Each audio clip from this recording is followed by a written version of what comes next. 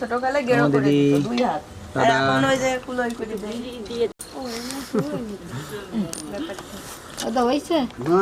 দৌড়াতে পারতেছে না ওইগুলোই ধরেন তোমার মার ভাতা লবণ লাগে। সে বুঝ দিয়ে দিতে হবে করা ভাতা তো তাই গুড়া আগে ভর্তিছে হয় হয় হয় বাস করে দে একটা ছোট বাটি লাগবে আর বাটি সুবিধা করে দাও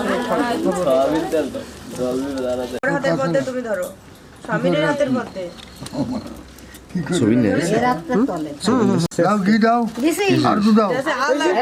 তিনবার দাও আর টাকা আসো হয় আর দু দাও আগে দাও কই যাও আগুন টাগুন না লেগে যায় না এবার